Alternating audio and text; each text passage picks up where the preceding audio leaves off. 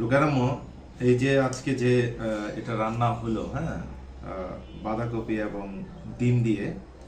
So এটার মধ্যে যদি লবণ যদি না দেওয়া হয় তাহলে নিশ্চয়ই এটা স্বাদ লাগবে না, তাই না? এটা বিস্বাদ লাগবে। তো তুমি কি জানো যে মানুষের জীবনেও এইরকম লবণহীন মানুষ আছে? যেমন এই লবণ না থাকলে যেমন স্বাদটা বোঝা যায় না, কিন্তু এটা কিন্তু অনুপস্থিত। আমরা কিন্তু নর্মালি দেখলে কিন্তু বুঝতে পারি না যে আসলে এটা স্বাদ না বিস্বাদ। বাট যখন আমরা খাবো তখন কিন্তু আমরা বুঝতে পারবো যে লবণ আছে কি না। তো যেটা বলছিলাম যে মানুষের জীবনেও কিন্তু এরকম মানুষ থাকে, প্রিয়জন থাকে, যারা আসলে সবসময় পাশে থাকে, কিন্তু এই যে লবণ দেওয়া না দেওয়াটা যেমন বোঝা যায় না, ঠিক সেম ওই রকম বোঝা যায় না।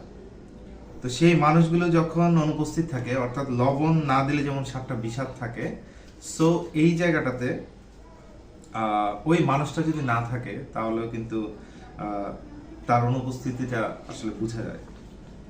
যেমনটা তুমি, বুঝতে পারছো? সবসময় থাকো, বাট তোমার অনুপস্থিতি যখন আসলে থাকে তখন আসলে বুঝতে পারি যে আসলে মানুষের জীবনে আসলে তার স্ত্রী আসলে কতটা important. So thank you so much এত সুন্দর একটা রেসিপি বানিয়ে দেওয়ার জন্য।